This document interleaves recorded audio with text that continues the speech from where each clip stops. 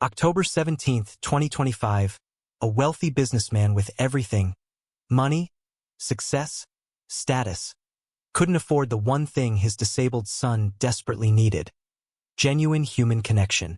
But when he discovered a black girl from his neighborhood had been carrying his son to places he never could, his entire world collapsed.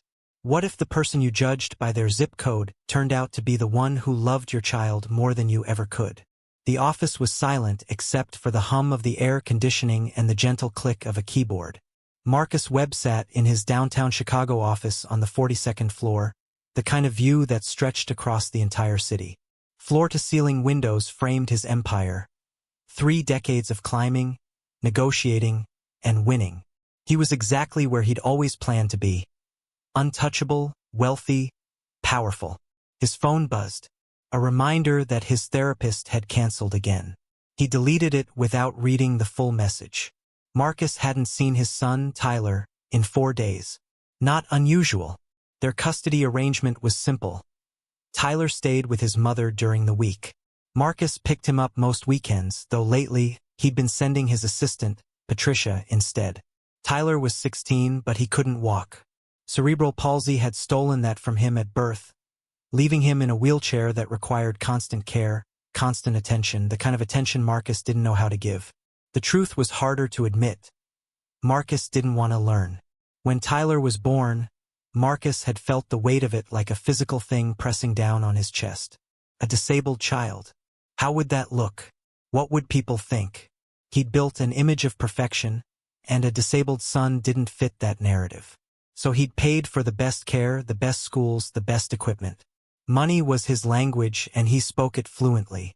If he couldn't be present, at least Tyler wouldn't want anything material.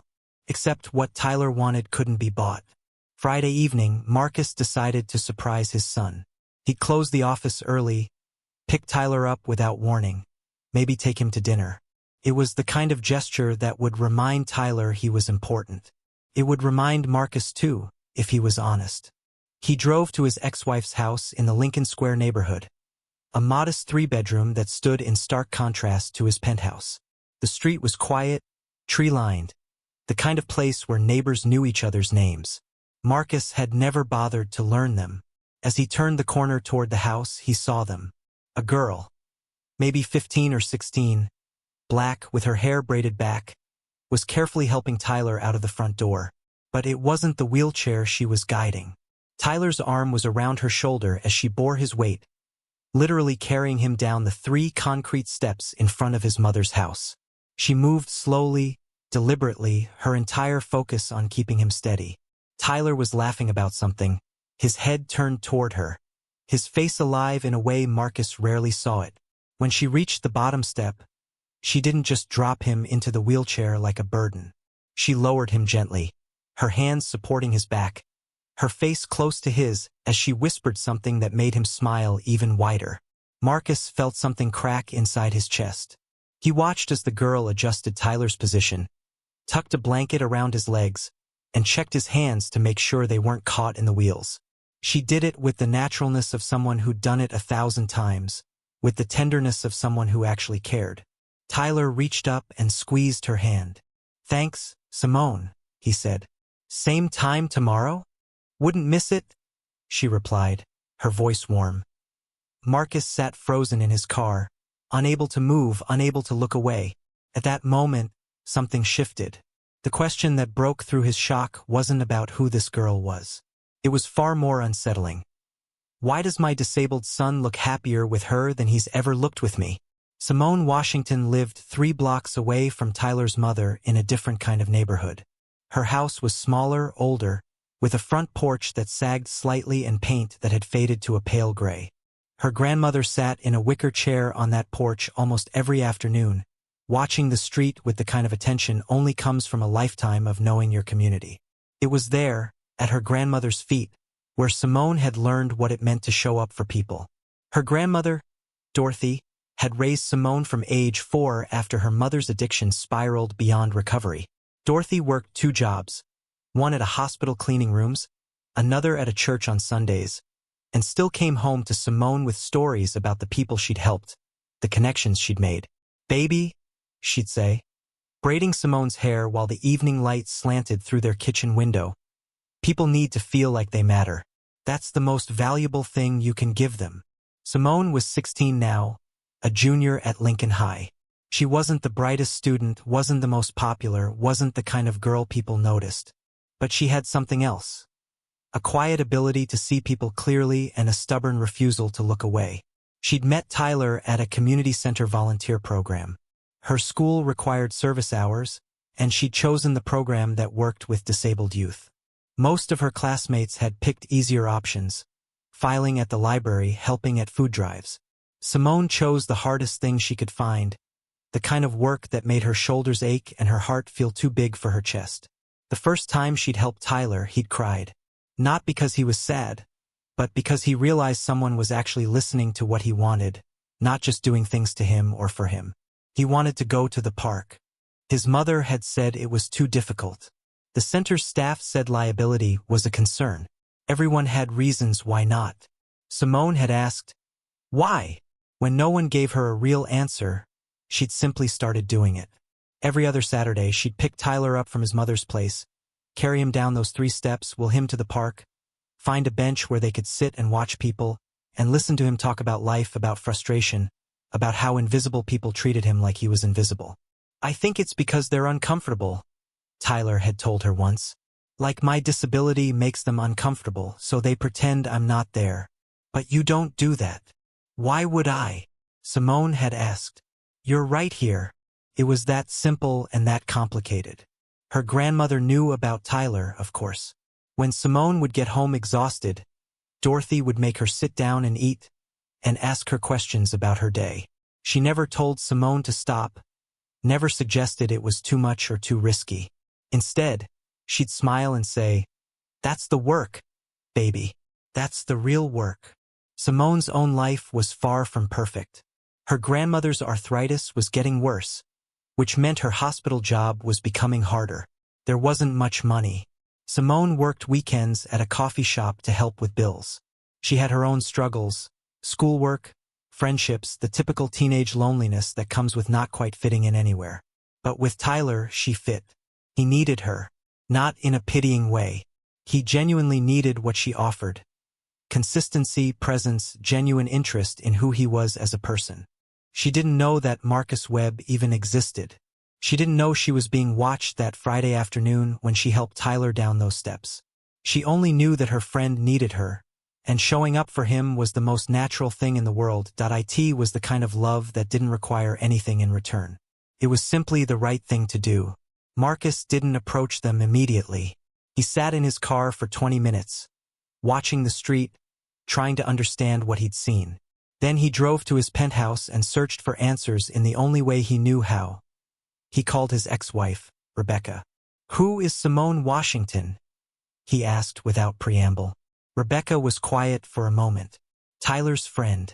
Why are you asking? How long has she been helping Tyler? Another pause. About 8 months. Marcus, what's this about? He hung up without answering. 8 months. His son had been spending time with this girl for 8 months, and Marcus hadn't known, hadn't asked. I hadn't cared enough to know. He spent the weekend in his penthouse, something he rarely did.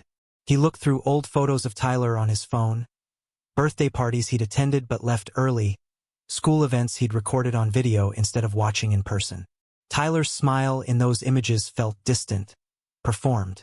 He looked for photos from the past 8 months. There were barely any. Monday morning, Marcus made a decision that surprised even him. He canceled a client meeting, something he never did. He drove to Lincoln Square and parked outside Rebecca's house at 3 p.m. He waited. At 3:15, Simone arrived on her bicycle, a worn mountain bike with mismatched handles. She was in her school uniform, backpack slung over one shoulder, moving with the unhurried pace of someone in no rush to be anywhere important. Marcus got out of the car. Simone noticed him immediately.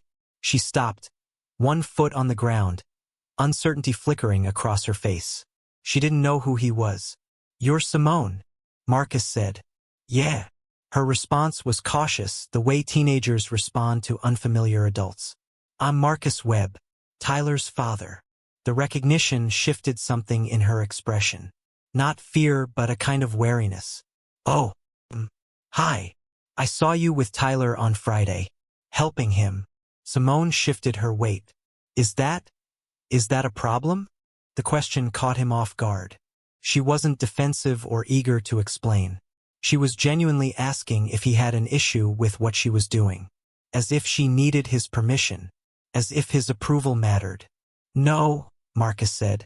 "It's not a problem." They stood in awkward silence. Simone glanced toward the house, clearly wanting to leave this conversation behind. "How long have you been helping him?" Marcus asked. "About 8 months. We met at the community center volunteer program." "Why?" Simone looked directly at him then. "Why what? Why do you do it? You don't get paid. You're a teenager. You have your own life." She considered the question seriously, not rushing to answer. "Because Tyler wanted someone to take him to the park, and nobody else would. Because he's funny and smart and people ignore him. Because—" She trailed off, seeming to decide whether to continue. "Because my grandmother raised me after my mom couldn't. She taught me that showing up for people matters. That's all." Marcus felt something shift in his chest. It was a shame, but also something else. A desperate hunger to understand how someone so young could understand something so fundamental that he'd missed his entire life. "He talks about you," Marcus said quietly. "Tyler. When I pick him up." Simone's face softened. "He's a good person. He just needed someone to see that." "I'm his father," Marcus said. "I should be seeing that." The words hung between them, an admission neither of them expected. Simone didn't offer comfort or reassurance. She just nodded, a small acknowledgement that he'd finally noticed something true. "I want to thank you," Marcus continued. "I want to understand what you're doing. Can I ask you more about it?" Simone looked surprised, then thoughtful. "You could just ask Tyler. He'd probably like that better." It was the most honest thing anyone had said to Marcus in years. Marcus started showing up to pick up Tyler on Saturdays instead of sending Patricia. He began joining Simone on her Saturday outings with his son. First, it was awkward. Marcus in his tailored suits, Simone in her thrift store jeans, Tyler caught between two worlds that had nothing in common. But something shifted when they started spending time together. Marcus watched how Simone moved through the world. She didn't just help Tyler. She made him part of things. She'd will him into coffee shops and ask him what he wanted, not just order for him. She'd take him to bookstores and let him pick what interested him. She'd sit beside him on park benches and actually listen, to what he had to say about his life, his frustrations, his dreams. Marcus realized he'd never done any of this. Not once in 16 years. The first crack appeared on a Saturday afternoon at a downtown shopping district. Marcus had taken Tyler and Simone to lunch, trying to demonstrate he was changing, trying to be present. The restaurant manager, however, took one look at Simone, a young black girl in worn clothes with a disabled teenager and a wealthy-looking man, and his attitude shifted. "We're fully booked," the manager said, despite the clearly visible empty tables. Simone didn't argue. She started to leave, but Marcus stopped her. "I made a reservation," Marcus lied. "Under web." The manager's face hardened further. "I don't have that." "Then check again." It was a standoff. Other diners had begun to notice. Marcus felt the familiar surge of power. He could make calls, threaten lawsuits, destroy this man's business with a few phone calls to the right people. Instead, he felt something else. The impulse to protect Simone from this humiliation. "Let's go somewhere else," Simone said quietly, tugging at Marcus's arm. "It's fine." But it wasn't fine. And as they left, Marcus caught the look on Tyler's face. A resigned sadness, as if this was simply how the world worked. The incident spread. Someone recorded it, posted it online with commentary about wealthy businessmen thrown out of restaurants and discrimination. The video didn't explain the context. It didn't show that Marcus had been trying to fight back against discrimination. It just showed a man in an expensive suit being refused service, and people had opinions. His business partners started asking questions. During a board meeting, one executive leaned back and smiled. I saw you on social media, Marcus. Interesting choice of companions. Everything is all right at home. The implication was clear. He was making poor decisions, jeopardizing his image, associating with the wrong people. That evening, Rebecca called him. Marcus, people at work are asking me about Simone. What's going on? Are you dating her? She's Tyler's friend, Marcus said. She's been helping him, showing him the world. Something you and I failed to do. Don't put this on me. You can't just insert yourself into their lives because you feel guilty now. Do you have any idea what people are saying? That you're some kind of predator trying to... He hung up, but the seed was planted. People were talking. Not everyone understood. Some people didn't want to understand. The world Marcus inhabited, the world of money and power and carefully maintained reputations, had rules about who belonged where.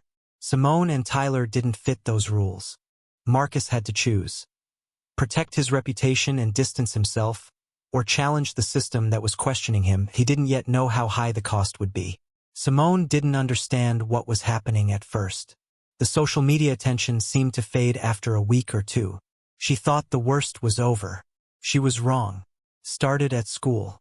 A girl named Ashley, who'd never spoken to Simone before, stopped her in the hallway with her phone out.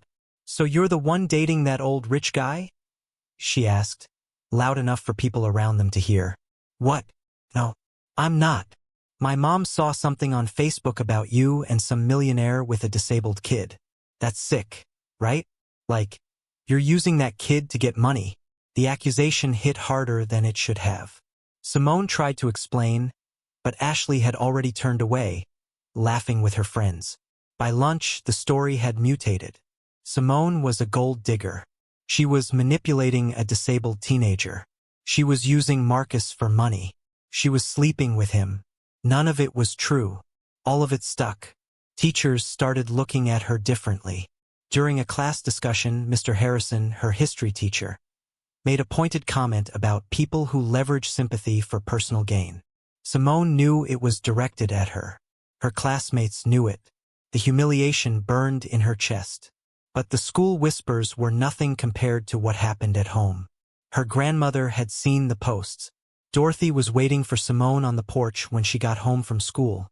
Sitting in her wicker chair, her expression unreadable. Sit, Dorothy said. Simone sat. I need to hear this from you, Dorothy continued, her voice measured but firm. People are saying things. Are you involved with this man? Is he taking advantage of you? No, Grandma. Tyler is his son. Tyler's disabled. I help him because I know why you help people. That's not what I'm asking. Dorothy leaned forward, her arthritis-gnarled hands gripping the arms of the chair. Baby, I didn't raise you to be reckless. A teenage girl spending time with a wealthy older man? Do you understand how that looks? How dangerous could that be? It's not like that, Simone protested. Marcus is just trying to be a better father. Is he? Dorothy's eyes were sharp. Or are you his way of appearing like he's changed? While he gets the benefit of your youth and energy making him look good? The question planted a seed of doubt Simone couldn't unseed. She'd never thought of it that way. She'd been so focused on helping Tyler that she hadn't examined whether Marcus's motivations were truly pure. He's not using me, Simone said, but the conviction in her voice wavered. Dorothy sighed, and the sound carried decades of wisdom earned through hardship. I'm not saying he is, baby, but I am saying you need to protect yourself. People see a young black girl helping with a white man's disabled child, and they see a narrative they want to see. It doesn't have to be true to destroy your life. That conversation changed everything. The next time Simone saw Tyler, she was guarded in a way she'd never been before. Not with Tyler himself, she could never be cold to him. But with Marcus, there was a new distance. When he asked how she was doing, she gave short answers. When he suggested outings, she hesitated. Marcus noticed immediately. One Saturday, after dropping Tyler back at his mother's house, he asked Simone to wait. What's happening? He said directly. You're pulling away. Simone didn't answer at first. They stood on the sidewalk outside Rebecca's house, the afternoon light casting long shadows. People are talking, she finally said. About me and you. About what we're doing. Marcus's jaw tightened. What are they saying? That I'm using you. That you're using me. That something inappropriate is going on. Simone's voice was steady, but her hands trembled. My grandmother thinks I'm being reckless. My teachers look at me like I'm some kind of predator now. And the worst part is... She trailed off. What? Marcus pressed.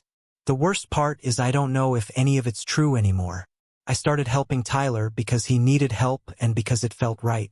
But now I can't tell if I'm actually helping him or if I'm just making myself feel better, or if I'm being naive about your intentions, or if you're actually a good person trying to change or just a man who wants to feel less guilty about being a bad father. The words tumbled out, raw and honest. Simone had been carrying the weight of this doubt alone for days. Marcus was quiet for a long moment. I deserve that, he said finally. I deserve every bit of doubt. Because for 43 years, I've been the kind of man who does the minimum and expects to be praised for it. I'm still learning how to be better. I probably have been selfish in some ways I haven't even noticed.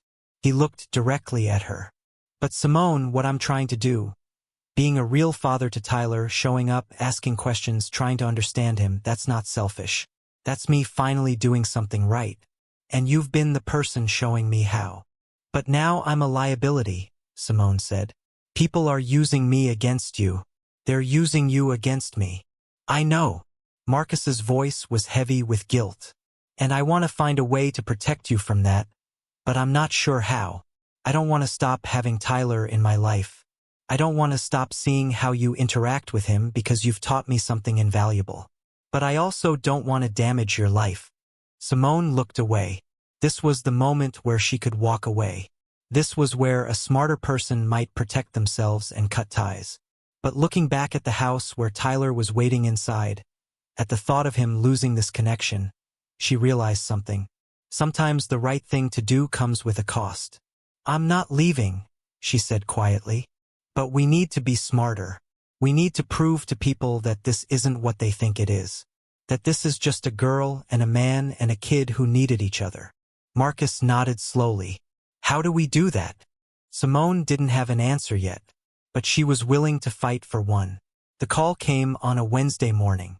Marcus was in his office reviewing quarterly reports when his assistant Patricia buzzed through. Your ex-wife is online too. She says it's urgent. Rebecca's voice was controlled but edged with anger. We need to talk about what's happening with Simone Washington. What about her?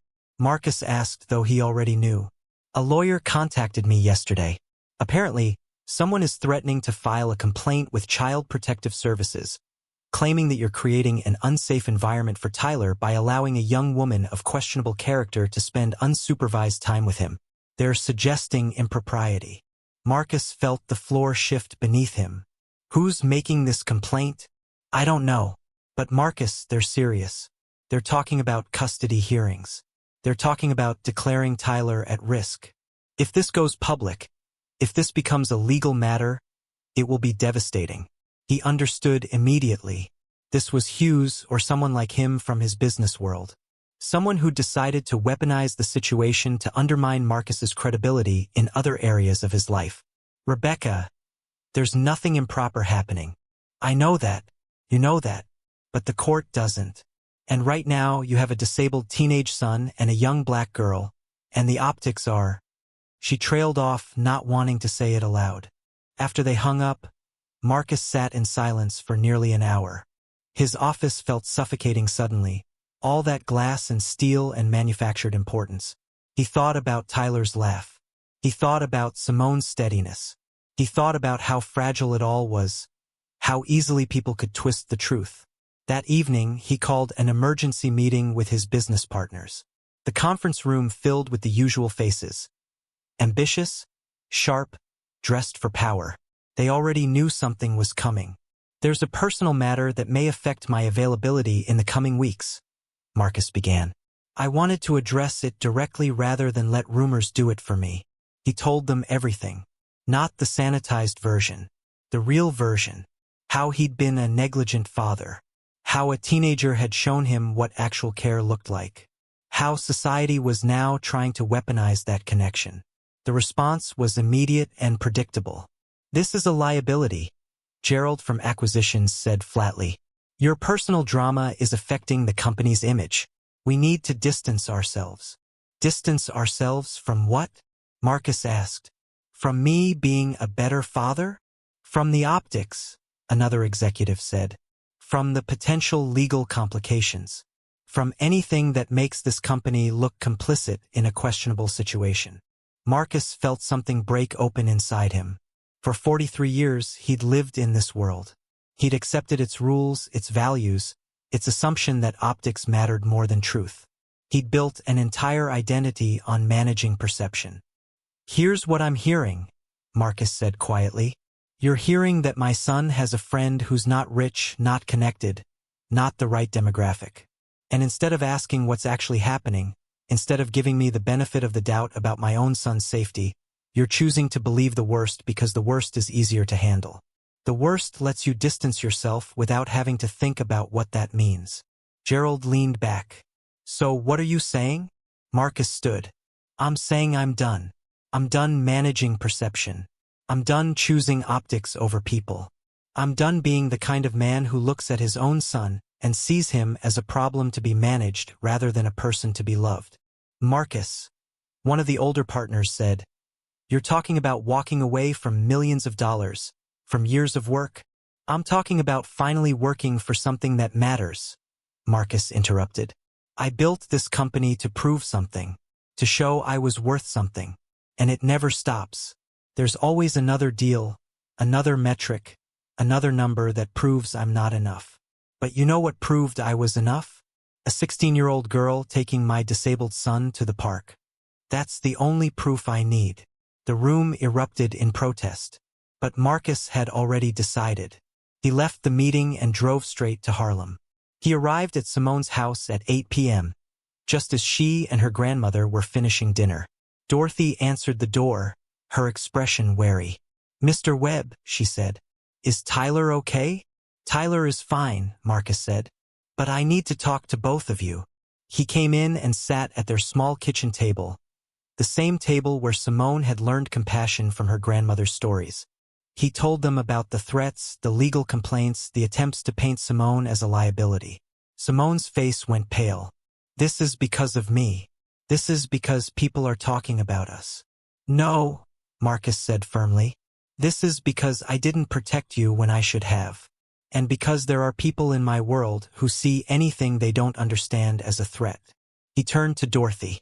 "Ms. Washington, I came here to tell you that I'm stepping back from my company. Not immediately, there will be a transition. But I'm not spending the rest of my life defending myself to people whose only interest is profit and perception. I wanted to tell you that publicly, officially, so there's no ambiguity about why I'm doing this." Dorothy's expression shifted. "Mr. Webb, let me finish," Marcus continued. "I also came here to ask your permission to do something. I want to set up a legal fund specifically to protect Simone if anyone tries to pursue these complaints. I want to hire the best lawyers to make sure that no accusation sticks. I want to make it clear that she's under my protection, and that anyone who tries to use her as a weapon against me will face consequences." Simone stood abruptly. "I don't need your protection because of who you are or what you can do." "I know," Marcus said, "but you deserve to not have to fight this alone. Let me be a father to my son and a good person to you. That's all I'm asking." Dorothy watched the exchange quietly. Finally, she spoke. "What you're doing, stepping away from your company, your money, that's real change. That's not something people do lightly. I should have done it the day I realized my son was happier with a stranger than with me," Marcus replied. "Everything before that was just noise." The next morning, Marcus issued a public statement. He didn't defend himself. Instead, he attacked the narrative directly. He went on local news and explained exactly what had been happening. His negligence as a father, Simone's generosity and character, and the attempt by unnamed individuals to weaponize a teenager's kindness. "I have spent my life in a world that measures human value by net worth," he said, looking directly into the camera. I learned too late that the most valuable human beings I know are teenagers who give their time without expecting compensation, and disabled young men who teach us what resilience actually looks like. If society is uncomfortable with that, then society needs to change, not my son's friendships. The statement went viral. Not in the way Marcus expected. Instead of solidarity, he faced backlash. His business partners moved quickly to force him out. The legal threats against Simone didn't disappear, but they lost momentum as people became more interested in Marcus's fall from grace than in questioning a teenager's character.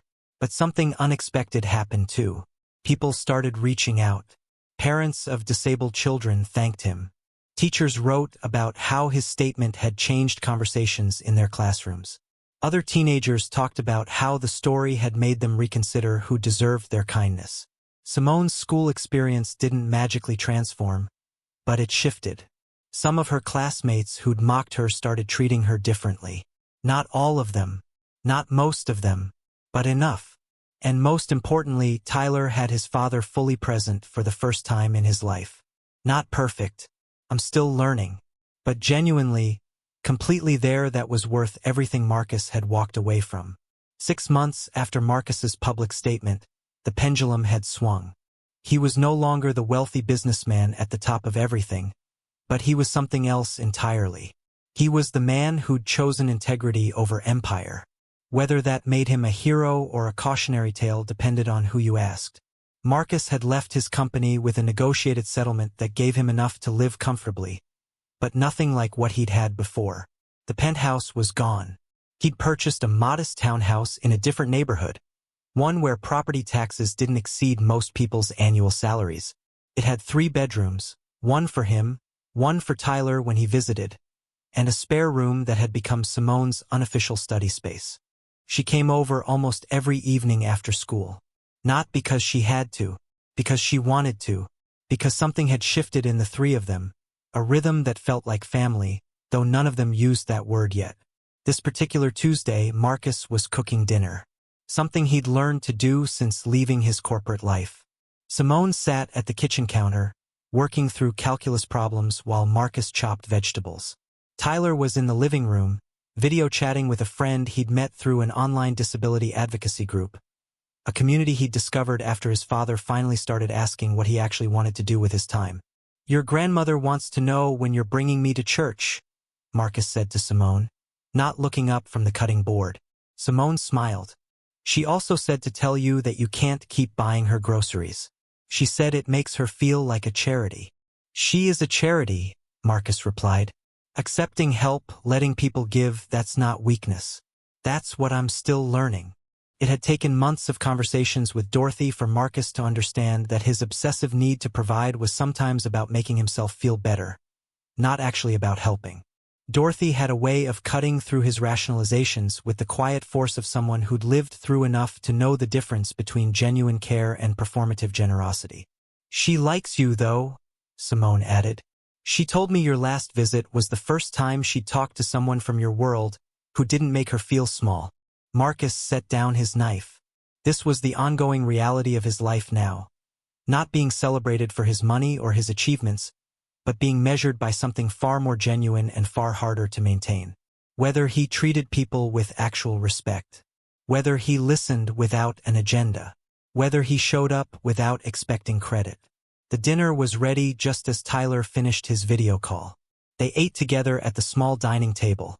Something that would have seemed impossibly ordinary 6 months ago, but now felt like the most important ritual in Marcus's life. Tyler talked about his online friends' experiences with prejudice in medical settings. Simone shared a story about her history class debating disability rights. Marcus mostly listened, occasionally asking questions that showed he was genuinely interested, not just performing interest. After dinner, Simone helped Tyler into the living room while Marcus cleaned up. As he washed dishes, he could hear them laughing about something, and he felt a strange sensation in his chest. Not sadness, not quite happy either. It was the feeling of being on the outside of something beautiful, even though he was part of it. The feeling of knowing he'd almost missed this entirely. Later that week, something unexpected happened. A documentary filmmaker named Sarah Chun reached out to Marcus. She'd been following his story since the news coverage and wanted to create a short documentary about how wealth, privilege, and disability intersect. She'd already spoken with Tyler and Simone, and they'd agreed to participate, but only if Marcus was willing. Marcus hesitated. He'd learned to be suspicious of narratives that wanted to make him a hero. He'd learned that redemption arcs were mostly fantasy, and that real change was messy and incomplete and didn't make for satisfying storytelling. "I'm not interested in being redeemed," he told Sarah when they met. "I'm not interested in being portrayed as a man who learned his lesson. That's not what this is." Sarah nodded. "I'm not interested in that either. I'm interested in what it looks like when someone finally stops running from their failures. Not for the cameras. For themselves." They filmed over 3 months. Not dramatic moments. Not tear-jerking revelations. Just the ordinary texture of life. Marcus and Tyler at a physical therapy appointment, where Marcus finally asked the therapist what Tyler's actual goals were instead of assuming. Simone working at the coffee shop after school, talking about how the attention had changed her but not defined her. Dorothy in her garden, talking about her granddaughter's character and what it meant to raise someone to see people clearly. Tyler at his online advocacy meeting, speaking passionately about accessibility and how his father was finally learning to listen. When the documentary was finished, it aired on a streaming platform with modest reach. Not a viral sensation. Not something that would make Marcus famous again. It was a quiet thing, the kind of content that reached people who were looking for it, who needed to see that change was possible but also that it wasn't glamorous or quick or complete. What surprised everyone was how it resonated. Schools started using clips in their curricula about disability and empathy. Disability advocacy groups shared it as an example of allyship actually happening in real time, including the mistakes and the learning curve. Parents reached out to Marcus asking for advice about connecting with their disabled children. Other wealthy people reached out asking how he'd managed to step away from his empire without losing his mind. To that last question, Marcus always gave the same answer: "I didn't lose my mind. I finally found it." A year after everything began, Tyler turned 17. For his birthday, he wanted something unconventional.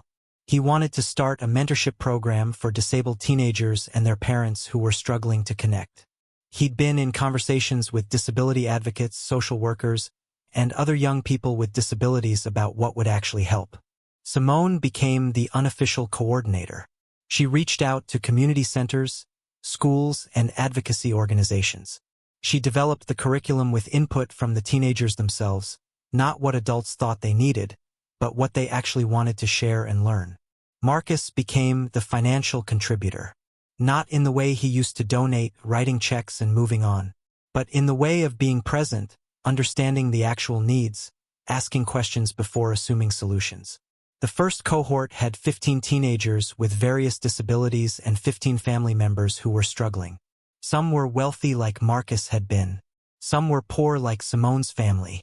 Some were middle class, stuck between worlds. The common thread was that the teenagers wanted to be seen, and the adults wanted to learn how. On the first day, Marcus sat in the back of the room, not at the front. He watched his son, confident, articulate, capable, lead a conversation about what it meant to be disabled in a world that didn't want to accommodate you. He watched Simone facilitate discussions with a gentleness that came from genuine understanding, not pity. He watched teenagers transform from isolated individuals into a community. That was when it hit him fully. This was the legacy. Not his money, not his company, not his name on buildings or his face in magazines. This was the legacy, the moment when his son wasn't just existing in his life, but was actively changing the world around him. During a break, Tyler wheeled over to Marcus. "You okay, Dad?" It was still strange hearing that word from Tyler. Not strange in a bad way. Strange in the way that meant something had genuinely shifted. "I'm proud of you," Marcus said. "I want you to know that. Not for doing this. For being you. For holding me accountable. For not accepting my excuses when I tried to use money as a substitute for actually being present." Tyler nodded. "Mom says you're still a mess sometimes." Marcus laughed. "Your mom is right. I still make mistakes. I still sometimes slip into old patterns of thinking I can fix things with money. Your grandmother has to remind me regularly that I'm missing the point. But you're trying, Tyler said. That's what matters. Simone joined them, settling into a chair beside Tyler's wheelchair. Dorothy wants to know if we're coming to church this Sunday. She's going to introduce you to everyone as the millionaire who finally learned to be human. Of course she is, Marcus said, but he was smiling. The documentary, while not widely viral, had one unexpected ripple. A foundation reached out asking if Marcus would serve on their board. Not for his money, they wanted his labor and his perspective. They worked with disabled young people, helping them access opportunities, education, and community. They wanted someone who understood both the world Marcus had come from and the world he was learning to live in. Marcus said yes, understanding that it would be work. Real work. The kind that didn't come with status or recognition. The kind that simply had to be done. As months passed, the original story, Millionaire shocked seeing black girl carry his disabled son, became less about shock and revelation and more about the ordinary, ongoing work of being better. The headlines stopped. The social media attention faded. What remained was the actual relationship between three people who had stumbled into each other's lives and decided to stay. Simone got accepted to a university with a strong social work program. Dorothy, whose arthritis had continued to worsen, finally agreed to move into a more accessible living situation with support services. Tyler began speaking at conferences about disability representation and family dynamics. Marcus continued to show up, to listen, to learn, to admit when he was wrong. It wasn't redemption. It was something more honest than that. It was the messy, ongoing process of a man finally understanding that the life he'd built meant nothing compared to the life he was building with people who didn't need him to be rich or powerful or impressive. They just needed him to be present. And presence, as it turned out, was the only thing that had ever actually mattered. The shocking truth wasn't about Simone carrying Tyler. The shocking truth was about what real wealth looks like, and how poverty of spirit is something no amount of money can ever fix. The truth was that a teenager with nothing showed a millionaire everything. The truth was that sometimes the people we judge by their circumstances are the ones teaching us what it means to be fully human. The real shock wasn't in the discovery. It was in the choice to change. And that choice, repeated every single day, was what transformed everything.